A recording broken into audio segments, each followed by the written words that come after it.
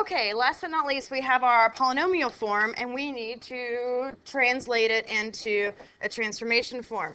So if we take the function f of x equals negative 5x squared plus 6x minus 1. Here's we have to bring back our best friend, otherwise known as complete the square, and it gets a little confusing with the sign changes. But when I complete the square, I cannot have a coefficient by my x squared other than 1. So I automatically have to factor out my negative 5. But I'm only going to do it to the first two terms. So if I take a negative 5 out, I have x squared plus 6 over 5x. And I'm going to leave this blank, and out to the side, I'm going to put negative 1. All right? Because my factoring is only going to affect this portion. So now I have to come up with this new term. So what I do is I take my b value, and there's a formula. You have to divide by 2 and square it. So I'm going to do 6/5, divide all that by 2, and then I'm going to square it. And you can type that in the calculator just like that to get whatever you want. But 6/5 divided by 2 gives you 3/5. And then when you square 3/5, you get 9 over 25. So that's what I'm going to add to both sides. So I have 9 over 25. Okay.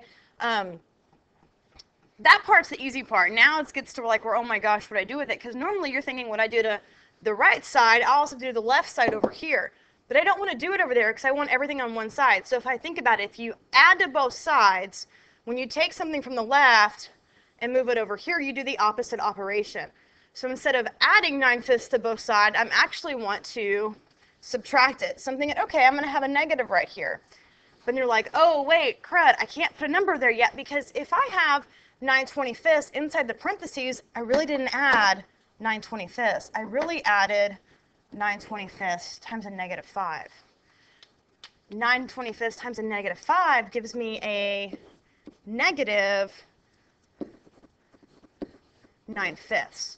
So that's what I really added to both sides, and I have to account for this negative 5 right here when I do it to the other side. So I know since I added it here, I also need to subtract it, because really that's the same thing as doing nothing to the equation, because it cancels out. But I have a negative 9/5. I have to subtract it, so a negative and negative gives me a positive. So now my equation is going to look something like this. I've got f of x equals negative 5 times x squared plus 6/5 x plus 9 over 25. And then negative 1 plus 9/5 gives me a positive 4/5. All right? So now I have to go ahead and factor my trinomial, and I can get it into my final transformation form. So I have f of x equals negative 5. That's going to be perfect, because we're getting it into a perfect square, because that's why I do complete the square. So I know I have x squared, so this is going to be x. 6/5, oh, I just made a nice mistake, and I just caught myself. Kiddos, if I'm factoring out a negative 5 right here, what's going to happen to this symbol? Very good. It's going to become the opposite.